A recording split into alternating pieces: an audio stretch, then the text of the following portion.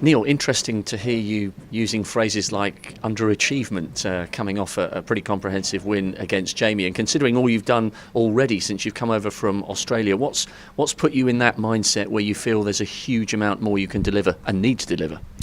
I mean, it's, I think that when I look at the amount of hours I've done coming into this tournament, I can see how well I'm playing in practice, and going hours without missing a ball really. I've sort of seen some of the potential that is there to play even better snooker than what I have done previously. From tournament to tournament, I'll probably win a tournament, and then there'll be a few tournaments where I don't really produce the same standard. And the dietary changes I've made have certainly improved things in that regard in terms of the way I feel match after match. But it's about putting in the hours to make sure I can keep repeating top performances over and over again.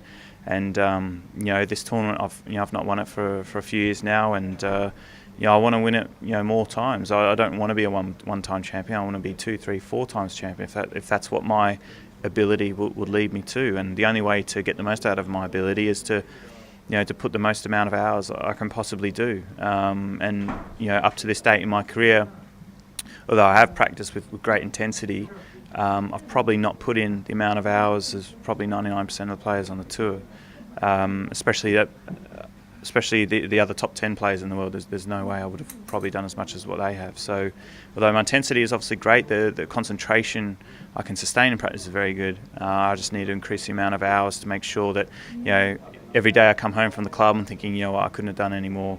Every tournament I come to, I think I've prepared so well. You've done everything possible. You deserve to get the best possible result.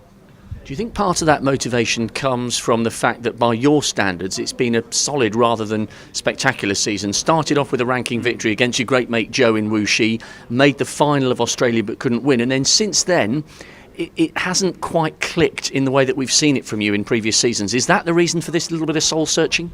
Yeah, I think so. I think my practice definitely dropped off a bit after coming back from Wuxi when we had the Euro Tour series.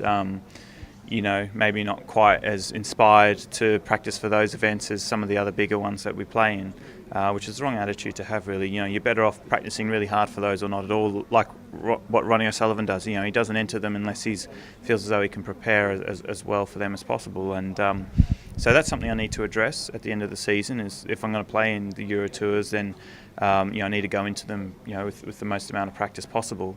Getting to winning Wuxi, I've done it twice in a row now. Won Wuxi, then a week later I find myself another ranking event final and just run out of gas in the final. So, that they're the sort of things that I have to do to make sure I win many more ranking titles and hopefully more UK Masters and Worlds. Just finally then, back onto the business of winning this world title in 2015. A few days off, an opportunity to go home, and then any preference, Ali Carter or Alan McManus, or will you just enjoy having a rest and being around your son and come back refreshed and raring to go whoever you face?